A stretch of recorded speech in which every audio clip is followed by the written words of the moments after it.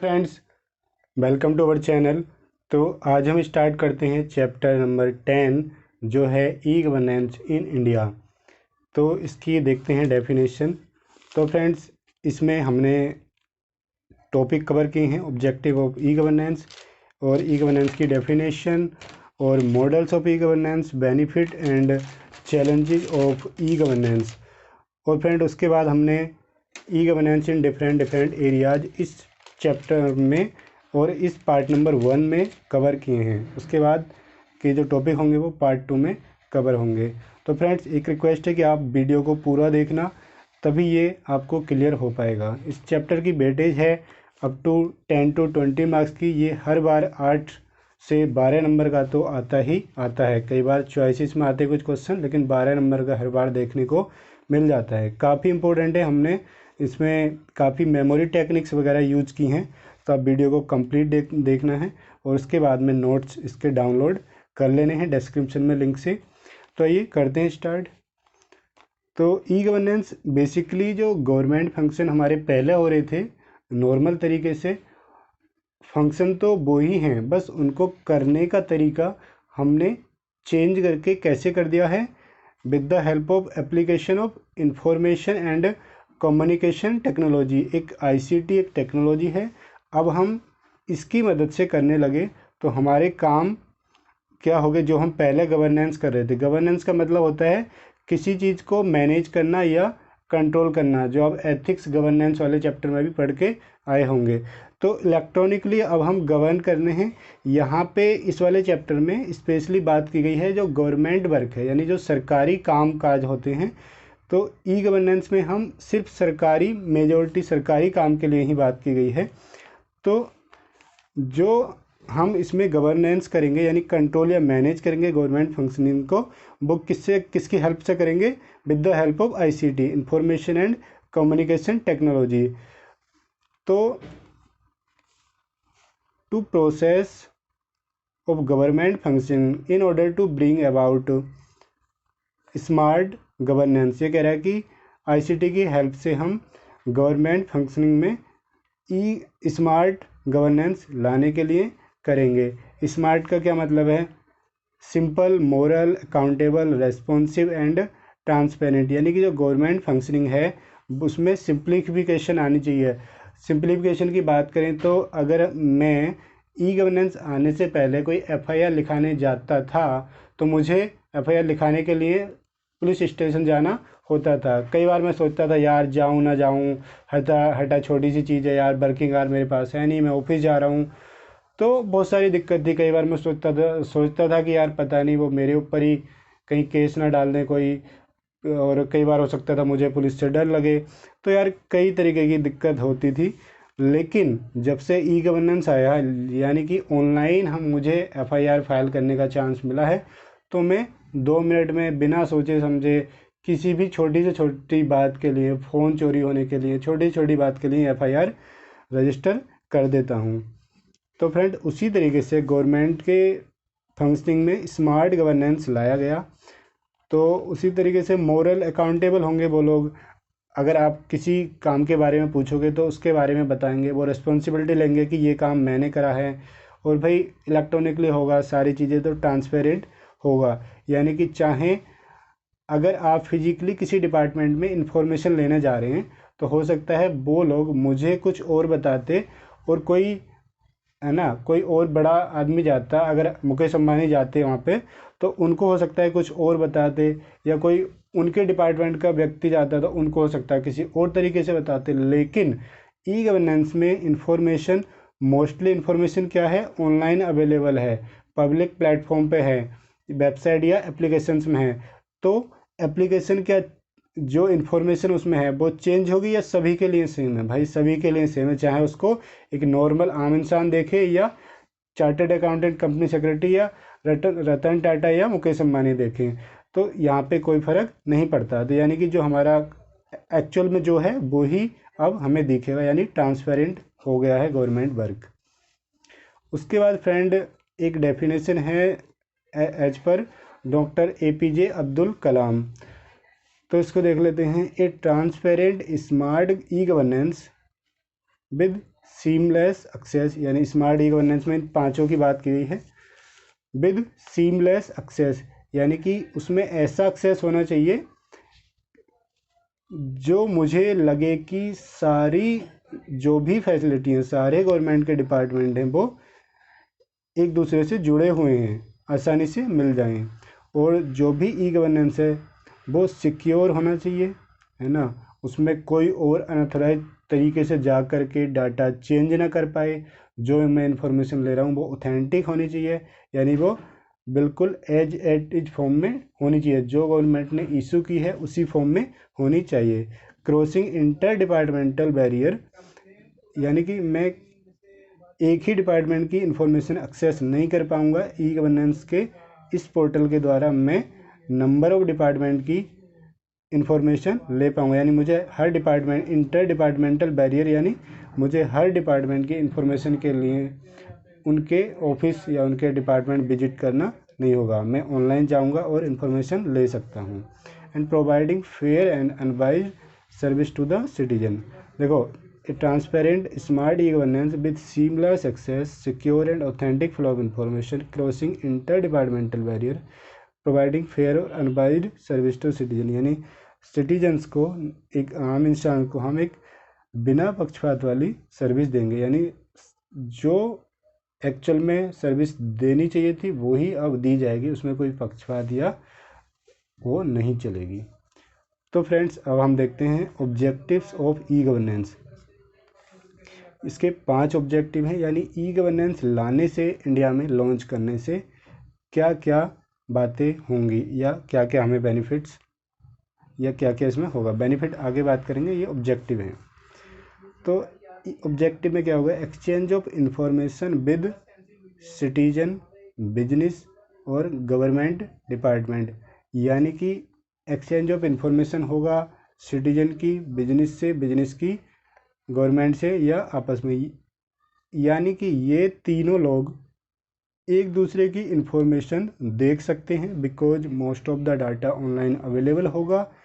या देखो, अगर मैं एक बिजनेसमैन हूँ और मुझे सिटीजन्स की, यानी कि नॉन बिजनेसमैन या किसी पर्टिकुलर एरिया की लोगों की इन्फॉर्मेशन चाहिए। मैं देखता हूँ कि भाई इस डिस्ट्रिक्ट को, साउथ दिल्ली में कितनी पॉपुलेशन है, कितने लोग एजुकेटेड हैं, कितना यहाँ का लिटरेसी रेट है, तो उसके लिए मैं वेबसाइट पे जाऊँगा और देख सकता हूँ कि यहाँ की पॉपुलेशन 2 करोड़ है, लिटरेसी रेट 90% है, तो इस तरीके से मैं देख सकता हूँ। यानी बिजनेस, गवर्नमेंट भी इसको एक्सेस कर सकती है और सिटीजन चाहे तो बिजनेस या गवर्नमेंट की इन्फॉर्मेशन भी एक्सेस कर सकता है।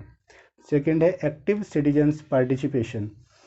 देखो फ्रेंड्स, पहले क्या होता था? पहले गवर्नमेंट ने लॉ बना देती थी, उसके बाद पब्लिक को देती थी, उनसे कहती थी ये हम पूछ नहीं रहे कि ऐसा बनना चाहिए, हमने कहा कि ये लॉ है, आपको ये फॉलो करना है। लेकिन अब जो है टाइम चेंज हुआ है। अब क्या करती है, आपने एमसीए या जीएसटी या कई जगह देखा होगा, अभी कुछ कंपटीशन कमीशन में कुछ चेंज आए थे कंपटीशन एक्ट में, तो उसके रिगार्डिंग गवर्नमेंट जो है एमसीए, अगर मिनिस्ट्री ऑफ कॉर्पोरेट अफेयर कर रही है, तो वो अपनी वेबसाइट पे कुछ ड्राफ्ट फॉर्म में लॉ या रूल्स एंड रेगुलेशन रखती है। उसके बाद नॉर्मल सिटीजन से उस पर व्यूज मांगती है कि भाई देखो, और अगर आपको लगता है कि इसमें कुछ चेंज होने चाहिए, यानी सजेशन हमें दे सकते हो। और उन सजेशन को अगर गवर्नमेंट देखेगी और देखने के बाद अगर उसे लगेगा कि ये भी इस एक्ट में शामिल होने चाहिए, तो वो भी उन्हें करेगी। यानी उनका क्या हो गया? एक्टिव पार्टिसिपेशन हो गया गवर्नमेंट की फंक्शनिंग में, गवर्नमेंट के डिसीजन मेकिंग में। 3 करते हैं speedier and more efficient delivery of public service. देखो भाई, अगर एक्टिव पार्टिसिपेशन होगा, एक दूसरे से इन्फॉर्मेशन ले सकते हैं, तो स्पीड तो ऑटोमेटिकली बढ़ जाएगी और सर्विस भी एफिशिएंट हमारी होगी। और अगर ऑनलाइन है ना, एक्टिव पार्टिसिपेशन है और एक्सचेंज कर सकते हैं एक दूसरे से इन्फॉर्मेशन को, तो हमारी जो क्वालिटी ऑफ इन्फॉर्मेशन है वो बढ़ जाएगी, यानी हमें जो इन्फॉर्मेशन एक्चुअल में है वही मिलेगी, कोई इसमें पक्षपात या मिलावट, मैनिपुलेशन नहीं होगी। उसके बाद friend, restructuring of administrative process in government department, यानी कि जिस तरीके से अब तक गवर्नमेंट डिपार्टमेंट के लोग काम करते आ रहे थे, उनके काम करने का जो प्रोसेस है वो चेंज हो जाएगा। यानी कि अब वो इलेक्ट्रॉनिक फॉर्म में काम करेंगे, एक सर्वर पे काम करेंगे, तो पहले से उनका जो है वर्क फ्लो कम हो जाएगा, चेंज हो जाएगा। तो फ्रेंड्स अब हम बात करते हैं benefits of e governance. Benefits और लिमिटेशन जो हैं इसके काफ़ी इम्पोर्टेंट हैं, ये एग्ज़ाम में आते रहते हैं, तो इनको आप अच्छे से करेंगे। इनकी हमने एक मेमोरी टेक्निक भी बना रखी है, तो मुझे कमेंट करके ही बताना कि आपको ये लेक्चर्स कैसे लग रहे हैं और मेमोरी टेक्निक कैसी लग रही हैं। Benefits of e governance: better access to information and quality service for citizen. यानी बेनिफिट क्या है, इससे क्या हो रही है, बेटर एक्सेस टू इन्फॉर्मेशन, यानी हम इंफॉर्मेशन पे अच्छे से जल्दी से एक्सेस कर पा रहे हैं, यानी इन्फॉर्मेशन ऑनलाइन या एप्लीकेशन में अवेलेबल हैं या सर्वर पे अवेलेबल हैं, तो मैं कोई भी सिटीजन एक्सेस कर पाएगा। क्वालिटी सर्विस है फॉर सिटीजन, यानी टाइमली एंड रिलायबल इंफॉर्मेशन हमें यहाँ पे देखने को मिलती है। उसके बाद है simplicity, efficiency and accountability in the government, यानी जो गवर्नमेंट के काम करने का तरीका था उसमें सिंप्लिसिटी आ गई, यानी मुझे भाई ये ना simplification of government functions, enhanced decision making activities. देखो वही एफआईआर वाला अगर हम एग्जांपल दें, और अगर पहले आप income tax return ITR file करते थे ना ऑनलाइन आने से पहले, तो क्या होता था, जो हमारे चार्टर्ड अकाउंटेंट सीएस और एडवोकेट होते थे, वो एक फॉर्म होता था, जैसे अब आईटीआर 1 आईटीआर 4 है, तो इस टाइप के फॉर्म में हाथ से उसमें भरते थे, हाथ से लिखते थे, और उसके बाद में इनकम टैक्स जो कमिश्नर होते थे उनके ऑफिस में जाके सबमिट करते थे। उसके बाद बाया लेटर, यानी जैसे अब आते ना पोस्ट आती है, उसके थ्रू उसका जो है एक्नॉलेजमेंट इनकम टैक्स डिपार्टमेंट से आता था। तो यार उसमें काफ़ी ज़्यादा टाइम लगता था, मुझे पहले बनाना, फिर कुरियर करना, फिर उनके जवाब के लिए वेट करना। लेकिन अब क्या हो गई, सिंप्लिसिटी आ गई है, तो मैं करूँगा सब कुछ ऑनलाइन, 1 घंटे में अपनी आईटीआर फाइल कर सकता हूँ। अकाउंटेबिलिटी होगी, यानी वो लोग अपने काम के लिए अकाउंटेबल होंगे, यानी जवाबदेही होंगे अगर मैं कुछ पूछता हूँ। तो इससे क्या हुई है भाई, वो पूछते हैं, कोई लॉ बनाया उसके ऊपर हमारे व्यूज लेते हैं, तो जो हमारी डिसीजन मेकिंग है वो इन्हेंस हो गई है, वो बढ़ गई है। एक्सपेंडेड रीच ऑफ गवर्नेंस, यानी कि ई गवर्नेंस लाने से जो गवर्नमेंट की सर्विस पहले भी रूरल एरियाज में जाती थी, लेकिन उन पे कुछ कंट्रोल नहीं होता था यार। आपने देखा होगा जैसे दशरथ मांझी जो मूवी है माउंटेन मैन, तो उसमें भी जो दशरथ मांझी थे उनको कुछ पैसा आया था गवर्नमेंट से, अगर आपने वो मूवी देखी है। लेकिन क्या हुआ, उनके पास वो शायद पहुंचा ही नहीं था, बहुत कम पहुंचा था, मुझे काफ़ी पहले मूवी देखी थी, तो उसमें आप देखेंगे तो इस तरीके से होता था, यानी कुछ भी गवर्नमेंट का मैंने ई गवर्नेंस का या गवर्नेंस का मतलब ये है मैनेज करना या कंट्रोल करना, तो वो चीज़ पहले नहीं थी। तो bringing governance machinery to the doorstep of the citizen, भाई अब क्या होगा, अब हमें डाटा को एक्चुअल में क्या करना है। अगर देखो पहले क्या था, अकाउंट भी नहीं होते थे लोगों के बैंक में, तो हम डायरेक्ट उनके अकाउंट में भी ट्रांसफ़र नहीं कर सकते, तो हम किसी और के, वहाँ के जो एमएलए होता था, एमएलए के बाद गांव के जो प्रधान सरपंच होता था, उसके थ्रू हम पैसा उसको भिजवाते थे। आधा एमएलए खा लेता था, आधा सरपंच खा लेता, उस बंदे के पास पता लगा 10-20% पहुँच रहा है, तो इस तरीके का काम हो रहा था। लेकिन अब हम या तो डायरेक्ट उसके अकाउंट में ट्रांसफ़र कर देंगे, या उसको चेक वगैरह दे देंगे, या अगर किसी के थ्रू भी भेजेंगे तो भाई उससे हम पूछ सकते हैं कि आप इस नंबर पे, इस मेल पे मैसेज करो कि आपको कंप्लीट पैसा मिला है या नहीं। तो फ्रेंड्स ये बेनिफिट 3 ही हैं इसके, इनके लिए हमने एक मेमोरी टेक्निक बनाई है, जिसको देख लेते हैं। सॉरी, इसको हम देख लेते हैं। मेमोरी टेक्निक इस तरह से है। बॉम्बे अमेरिका में सी इजीली देख सकते हैं, समुद्र आसानी से देख सकते हैं। तो बॉम्बे का B, better access to information है ना, और better access to information B A, Bombay America का दोनों हो गए, बी ए ले लिया हमने, तो ये होगी बेटर एक्सेस टू इंफॉर्मेशन, यानी बेटर एक्सेस भी याद रह जाएगा, तो आप आराम से इंफॉर्मेशन क्वालिटी सर्विस लिख सकते हैं यार। और उसके बाद है सी, सी का एस है, S stand for simplicity efficiency and accountability in government functioning. E stand for expanded reach of governance. तो इस तरीके से आप कुछ इसको याद कर सकते हैं। उसके बाद है चैलेंजेज बिफोर ई गवर्नेंस, यानी अगर हम ई गवर्नेंस इंडिया में लॉन्च करने जाते हैं तो लॉन्च करते टाइम हमें क्या क्या चैलेंजेस, क्या क्या परेशानियों का सामना करना पड़ सकता है। तो यह है लैक ऑफ इंटीग्रेटेड सर्विस, यानी कि जो भी सर्विस हमारी स्टेट गवर्नमेंट और सेंट्रल गवर्नमेंट के द्वारा दी जा रही है ना, वो इंटीग्रेटेड नहीं है, यानी कि वो जुड़ी हुई नहीं है, अलग अलग हैं। तो जब हम ई गवर्नेंस सिस्टम इम्प्लीमेंट करेंगे तो हमें प्रॉब्लम्स आएंगी, क्योंकि भाई सारी सर्विस अलग अलग हैं, उनको समराइज करेंगे, उनको इंटीग्रेट करेंगे तो एक लैक ऑफ इंटीग्रेटेड सर्विस भी एक हमारी लिमिटेशन है ई गवर्नेंस को इम्प्लीमेंट करते हैं ना, उस टाइम की बात की गई है। लैक ऑफ की पर्सन, देखो जो गवर्नमेंट डिपार्टमेंट में ई गवर्नेंस यानी टेक्नोलॉजी में एक्सपर्ट हैं उनकी कमी है, और उनके बीच में जो कोऑर्डिनेशन होता है ना या गवर्नमेंट डिपार्टमेंट में, उसमें भी कमी है। तो ये भी एक लिमिटेशन है ई गवर्नेंस प्रोजेक्ट को इम्प्लीमेंट करते टाइम। उसके बाद फ्रेंड लैक ऑफ इंफ्रास्ट्रक्चर, यानी कि for sustaining e governance project on national level. तो इंफ्रास्ट्रक्चर की भी कमी है अगर हम ई गवर्नेंस प्रोजेक्ट को नेशनल लेवल पे लेके जाते हैं। इंफ्रास्ट्रक्चर में आपके कंप्यूटर सिस्टम्स, हार्डवेयर, सॉफ्टवेयर और बिल्डिंग्स भी आ सकती हैं जो सिक्योर एंड सेफ बिल्डिंग हों। उसके बाद फ्रेंड पॉपुलेशन, यानी कि हमारी कंट्री की पॉपुलेशन भी काफ़ी ज़्यादा है, तो ये भी एक क्या है, लिमिटेशन है ई गवर्नेंस को इम्प्लीमेंट करने में।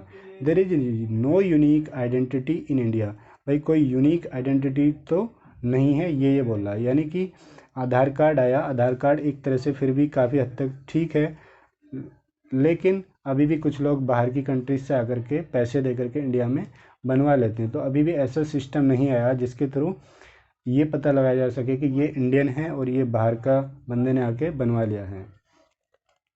तो there is no unique identity proof in India. और पॉपुलेशन को मेजर करना, मेजरिंग पॉपुलेशन और उसका डाटाबेस रखना और उसको अपडेट करते रहना भी एक बहुत बड़ी प्रॉब्लम है, क्योंकि पॉपुलेशन क्या है, बहुत ज़्यादा है। Different languages, diversity of the country, यानी कंपनी में भाई डाइवर्सिटी है, हर एरिया में अपने अलग कस्टम्स एंड अलग लैंग्वेजेज वगैरह हैं, which enforces need to do governments in local language up to certain level. ये कह रहा है कि कई जगह तो हम दो तो स्टैंडर्ड लैंग्वेज रख देंगे, एक इंग्लिश और एक हिंदी, लेकिन up to a certain level हमें वो डाटा जो है ई गवर्नेंस लोकल लैंग्वेज में वहाँ की, यानी तमिल, तेलुगु, है ना, कन्नड़, भोजपुरी तो या मराठी, बंगाली, इस टाइप में भी हमें करना पड़ेगा। देखो अप टू सर्टेन लेवल क्यों लिखा, क्योंकि ज़्यादातर लोग उन एरियाज में भी ऐसे हैं जो इंग्लिश में या हिंदी में कर सकते हैं, लेकिन जो लोग गांव में रहते हैं, रिमोट एरियाज में हैं, उन एरियाज में उनको भाई लोकल लैंग्वेज के सिवा, मराठी है तो मराठी के सिवा कुछ नहीं आती, बंगाली या तमिल, तेलुगु, कन्नड़, इनके सिवा हिंदी या इंग्लिश उनको बिल्कुल भी नहीं आती है। तो उनके एक सर्टेन लेवल तक हमें ज़रूरत होती है लोकल लैंग्वेज में करने की। तो फ्रेंड्स इसके चार ये लिमिटेशन थे। लैक ऑफ इंटीग्रेटेड सर्विस है ना, हमारी सर्विस में लिंक नहीं है स्टेट और सेंट्रल की पर्सन की हमारे पास कमी है, और उनके बीच कोऑर्डिनेशन की भी, और इंफ्रास्ट्रक्चर की कमी है हमारे पास नेशनल लेवल पर प्रोजेक्ट को रन करने के लिए। पॉपुलेशन हमारी कंट्री की ज़्यादा है, जिससे हमें उसको मेजर करने में, उसका डाटाबेस रखने और अपडेट करने में जो सामना प्रॉब्लम का करना पड़ता है। डाइवर्सिटी है कंट्री में, इसलिए एक सर्टेन लेवल तक लोकल लैंग्वेज में भी गवर्नेंस हमें करना होगा। इसके लिए फ्रेंड्स हमने एक मेमोरी टेक्निक बनाई है, एमटी। यह इस्क पर्सन्स जो थे उन्होंने पहले इंफ्रास्ट्रक्चर डेवलप किया, पॉपुलेशन बढ़ाई, और फिर क्या किया, फिर अलग अलग लैंग्वेजेज सीखी।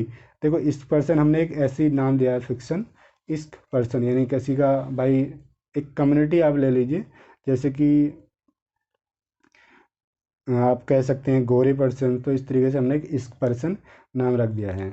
तो इस्क में क्या है, देखो आईएस बोले तो इस्क का आईएस है इंटीग्रेटेड सर्विस, और के पर्सन में आ गया हमारा की पर्सन, ठीक है, की पर्सन आ जाएगा। इंफ्रास्ट्रक्चर डेवलप किया, इंफ्रास्ट्रक्चर की तो कमी है, अभी डेवलप किया नहीं, करना है।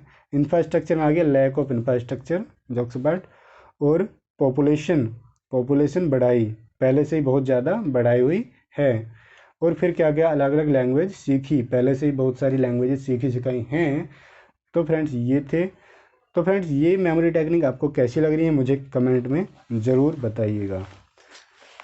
उसके बाद देखते हैं models of e governance. E governance के क्या क्या मॉडल हैं। देखो हमने अभी ईआरपी का चैप्टर किया है, तो ईआरपी में क्या था, हमें देखने को मिले थे बिजनेस के मॉडल, है ना, module of e governance portal, sorry module of ERP. तो उसी तरीके से इसके अंदर भी मॉड्यूल हैं, मॉडल्स हैं सर्विस वाइज। तो सर्विस वाइज यहाँ पर मॉडल की बात की गई है ई गवर्नेंस वाले चैप्टर में। ये है फ्रेंड्स, इसके 4 मॉडल हैं, G2C, G2G, G2E और G2B या B2G, जो इस तरीके से हैं। फर्स्ट है गवर्नमेंट टू सिटीजन, यानी गवर्नमेंट सिटीजन को क्या क्या सर्विस देगी उसके बारे में बात की गई है। Online access of information and services to the citizen, यानी सिटीजन को ऑनलाइन अवेलेबल कराएगी इंफॉर्मेशन और कुछ इसकी सर्विसेज। और enable citizen to ask question of government agencies and receive answers. तो ये एक ऐसा सिस्टम बनाएगी जिसके थ्रू जो हमारे सिटीजन है, एक आम इंसान है, वो भी गवर्नमेंट से किसी चीज़ के बारे में, किसी टॉपिक पे क्वेश्चन पूछ सकता है और उसका जवाब भी पा सकता है। जैसे ड्राइविंग लाइसेंस के लिए, यानी मैं पूछ सकता हूँ कि भाई मुझे अपना ड्राइविंग लाइसेंस रिन्यू कब कराना होता है, टैक्स मुझे कब पे करने होते हैं, आईटीआर मुझे कैसे फाइल करनी होती है, ये मैं पूछ सकता हूँ। तो ये क्या करती है, G2C मॉडल में हमें क्या गया, हमें एक चॉइस दी गई कि हम when to interact with the government, यानी इन्होंने चॉइस दे दी कि आप जब चाहे जब गवर्नमेंट से इंटरेक्ट यानी कांटेक्ट कर सकते हो 24/7, यानी कि भाई ऑनलाइन सिस्टम है, इनकी वेबसाइट या सर्वर है, तो मैं जब मेरा मन करेगा रात को 12 बजे भी तो मैं तुरंत मेल मैसेज या फैक्स इनको कर दूंगा। उसके बाद हमें चॉइस दी गई from where to interact with the government, कहीं से भी मैं गवर्नमेंट से इंटरेक्ट कर सकता हूँ, चाहे वो एक सर्विस सेंटर यानी कॉमन सर्विस सेंटर हो, या मैं अपने घर या अपने वर्क प्लेस से कर सकता हूँ अगर मेरे पास सिस्टम है। How to interact with the government, कैसे इंटरेक्ट करना है आपको करना है भाई इंटरनेट के थ्रू, फैक्स भेज करके, टेलीफोन कॉल करके या ईमेल करके भी आप इंटरेक्ट यानी कांटेक्ट कर सकते हैं गवर्नमेंट से। G2C मॉडल में कौन कौन सी सर्विस आती हैं, ये है पेमेंट ऑफ ऑनलाइन बिल्स। हम किसी भी तरीके का ऑनलाइन बिल, इलेक्ट्रिसिटी बिल है ना, वाटर बिल, जैसे दिल्ली जल बोर्ड है दिल्ली में, तो इस तरीके के बिल हम पेमेंट कर सकते हैं। ऑनलाइन रजिस्ट्रेशन, मैं ऑनलाइन रजिस्ट्रेशन कर सकता हूँ, trade licence, GST registration. Copies of land record, जो हमारी लैंड या प्रॉपर्टी फ्लैट होते हैं उनकी रजिस्ट्री होती है, उनका रिकॉर्ड और रजिस्ट्रेशन का काम किसका होता है, इस मॉडल में आता है। ऑनलाइन कंप्लेन फाइलिंग, अगर मुझे किसी गवर्नमेंट फंक्शनिंग से कुछ प्रॉब्लम है तो मैं ऑनलाइन कंप्लेन भी फाइल कर सकता हूँ। तो उसके बाद फ्रेंड्स हमारा है नेक्स्ट मॉडल है G2G, गवर्नमेंट टू गवर्नमेंट, यानी कि एक गवर्नमेंट डिपार्टमेंट या गवर्नमेंट एजेंसी या ऑर्गेनाइजेशन, यानी इसमें गवर्नमेंट कंपनी जो PSUs होते हैं उसकी भी बात की गई है, वो आपस में इंफॉर्मेशन को शेयर कर सकते हैं जब भी उन्हें ज़रूरत पड़ती है, चाहे वो गवर्नमेंट एजेंसी हो, डिपार्टमेंट हो या ऑर्गेनाइजेशन हो। जैसे वेल सेल इस टाइप की हैं, है ना, भारत हैवी इलेक्ट्रिसिटी लिमिटेड और या दिल्ली मेट्रो है, ये भी गवर्नमेंट ऑर्गेनाइजेशन PSU में आती है। उसके बाद these activities improve efficiency and effectiveness of government department. भाई इससे क्या होगा, दोनों के जो एजेंसी डिपार्टमेंट है उनके बीच कोऑर्डिनेशन अच्छा होगा और दोनों के बीच रिलेशन अच्छे होंगे, काम जल्दी हो जाएगा अगर एक्चुअल इन्फॉर्मेशन हमें मिल जाएगी। तो इससे क्या होगा, हमारी एफिशिएंसी बढ़ जाएगी, यानी हम जितना टाइम हमें दिया गया उतने टाइम में हम अच्छी तरह से काम कर पाएंगे और 100% का हमारा टाइमली और इफ़ेक्टिवली हो जाएगा। G2G मॉडल में क्या क्या सर्विसेज की बात की गई है, वो हैं sharing of information between police department of various state. तो देखो, एक स्टेट का पुलिस डिपार्टमेंट दूसरे स्टेट के पुलिस डिपार्टमेंट के साथ कुछ इन्फॉर्मेशन शेयर कर सकता है। जैसे कोई पर्सन यूपी से क्राइम करके दिल्ली या महाराष्ट्र या किसी भी स्टेट में पहुंच गया, तो दिल्ली की पुलिस यूपी की पुलिस डिपार्टमेंट से बोलेगी कि दिस नेम का जो पर्सन है वो यूपी से है और उसकी हमें हिस्ट्री बताओ कि उसने पहले भी क्या क्या क्राइम किए हैं और उसने दिल्ली में आकर ये एक क्राइम किया है, तो हमें उसकी हिस्ट्री बताओ, उसकी फैमिली मेम्बर कौन है, उसने पहले क्या क्या रिकॉर्ड है। तो यूपी पुलिस डिपार्टमेंट उनको वो इन्फॉर्मेशन शेयर कर देगा। उसके बाद है गवर्नमेंट डॉक्यूमेंट एक्सचेंज। देखो भाई, जो भी ये गवर्नमेंट एजेंसी या डिपार्टमेंट की बात की गई है, तो जो भी डॉक्यूमेंट एक डिपार्टमेंट से दूसरे डिपार्टमेंट को चाहिए किसी चीज़ को रेफ़र करने के लिए या इम्प्रूव करने के लिए, तो दूसरा डिपार्टमेंट उसको प्रोवाइड करा देगा, तो यानी कि एक्सचेंज कर सकते हैं। उसके बाद है most of finance and budget work और also done through e governance, यानी इलेक्ट्रॉनिकली मैनेज और गवर्न करेंगे। देखो, जो फाइनेंस वर्क होते हैं, यानी कि बजट बनाना है भाई, या तो टैक्स वाला बजट देख लो, फाइनेंस बजट देख लो, या हमें बजट बनाना है किसी ब्रिज को पास करने के लिए या फिर किसी रोड को पास करने के लिए, तो हमें वहाँ पे क्या करना होता है,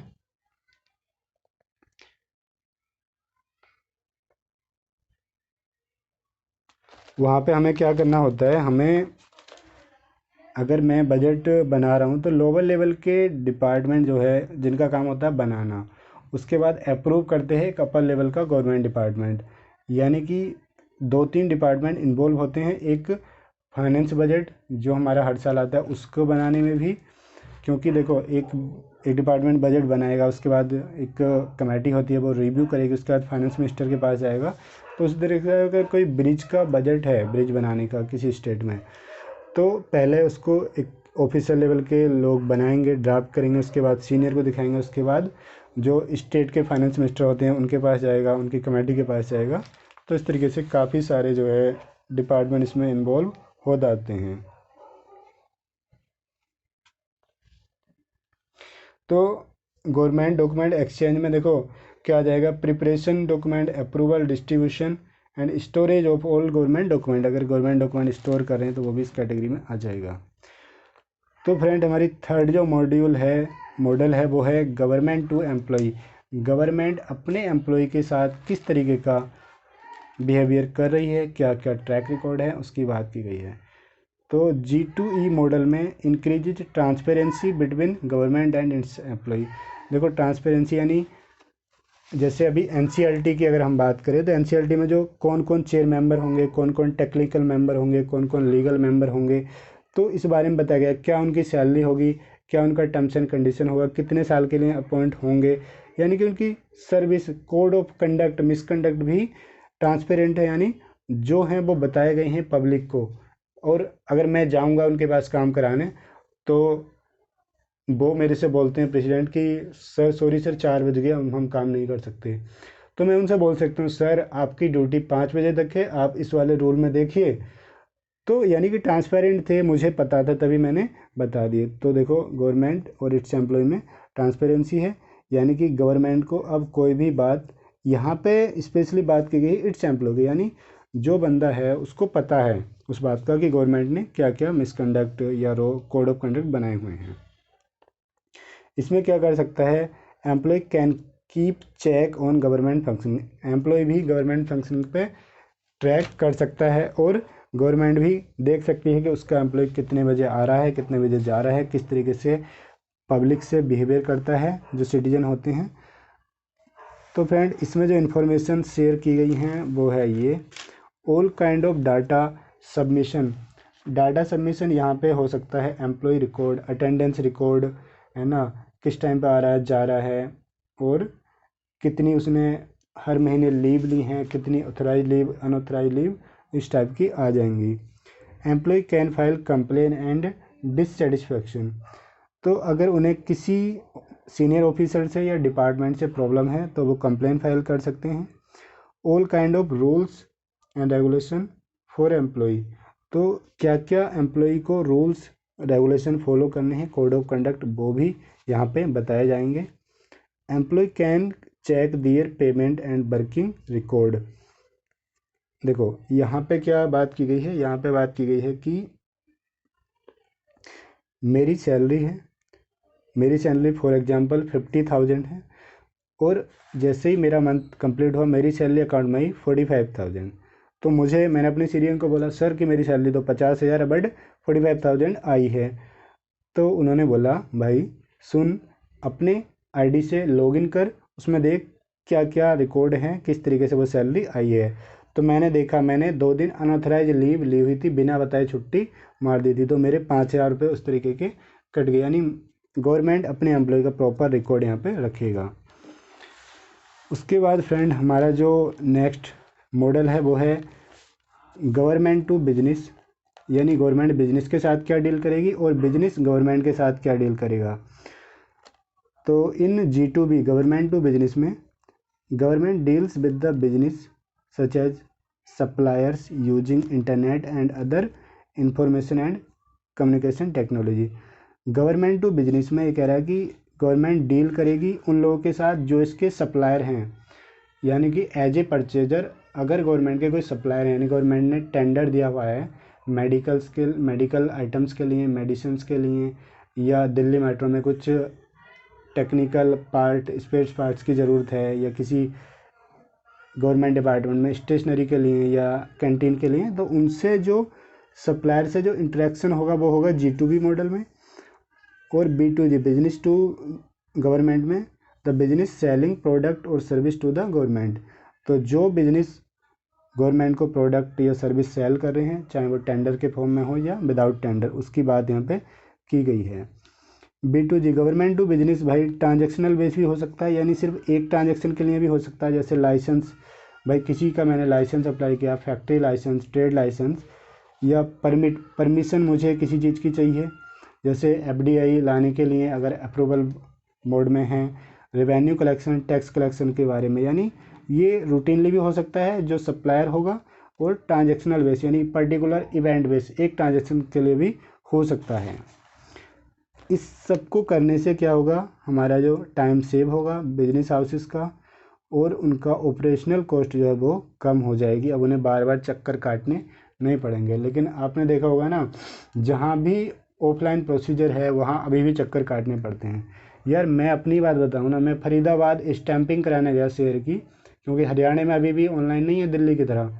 तो वहाँ पे मुझे जनवरी 2020 में सबमिट करके आया। उसके बाद बोला कि 10 दिन बाद आ जाना। मैं 10 दिन बाद गया तो भाई कह रहे हैं कि अभी तो कुछ प्रोसेस नहीं। उसके बाद मैं अभी तक 3 बार जा चुका था लॉकडाउन से पहले, अभी तक उन्होंने डॉक्यूमेंट नहीं दिए। मेरे एक फ्रेंड से पता लगा कि भाई वो ना कुछ पैसे लेते हैं 1,500 तब देंगे। तो अब देखते हैं लॉकडाउन के बाद। तो इस तरीके से अभी भी काम हो रहा है जहाँ ऑनलाइन नहीं है, ट्रांसपेरेंसी नहीं है। तो अगर देखो ई गवर्नेंस होगा G2B और B2G मॉडल में, तो जो हमारा ट्रांस जैसे फाइन हो गया किसी चीज़ का, या वो हो गई, या पेनल्टी है, वो हम पे कर सकते हैं online. Sharing all kind of information, rules and data, बाकी भी अगर कोई डाटा है वो भी हम शेयर करेंगे कि भाई अगर हम सप्लायर हैं, टेंडर लिया है, तो हम उसकी क्वालिटीज़ क्या हैं, हमारी जो भी प्रोडक्ट हम सप्लाई कर रहे हैं किस टाइमिंग है, वो सब इन्फॉर्मेशन शेयर करेंगे। और अगर हमें कुछ प्रॉब्लम आती है तो हम कंप्लेन भी कर सकते हैं। तो फ्रेंड्स ये ई गवर्नेंस का पार्ट 1 जो है कंप्लीट हो गया है। तो मिलते हैं पार्ट 2 में। तो फ्रेंड्स ये आपको शॉर्ट जो मेमोरी टेक्निक हैं या लेक्चर हैं वो कैसे लगे मुझे कमेंट करके ज़रूर बताइए। तो इस पार्ट 1 में हमने कवर किया जो डेफिनेशन है ई गवर्नेंस की, वो है स्मार्ट गवर्नेंस होना चाहिए, simple, moral, accountable, responsive and transparent. उसके बाद ऑब्जेक्टिव देखे, ऑब्जेक्टिव में एक्सचेंज ऑफ इन्फॉर्मेशन है, सिटीजन का एक्टिव पार्टिसिपेशन होना चाहिए, जिससे स्पीड जो है पब्लिक डिलीवरी की बढ़ जाएगी, सर्विसेज की क्वालिटी इंप्रूव हो जाएगी सर्विस की, और गवर्नमेंट डिपार्टमेंट रिस्ट्रक्चर हो जाएंगे पूरी तरह से। बेनिफिट है better access of information, simplicity आ जाएगी, और जो गवर्नेंस रीच है वो गांव तक पहुंच जाएगी। चैलेंजेज हैं, इंटीग्रेटेड सर्विस की कमी है, की पर्सन की कमी है, इंफ्रास्ट्रक्चर की कमी है, और पॉपुलेशन ज़्यादा है तो हमें दिक्कत आती है डाटा मेंटेन करने में। डिफरेंट लैंग्वेजेज हैं। उसके बाद मॉडल्स की बात की गई थी, G2G, government to citizen, government to employ और बिजनेस के साथ क्या क्या बातें। तो फ्रेंड्स मिलते हैं पार्ट 2 में जल्दी ही। जय हिंद।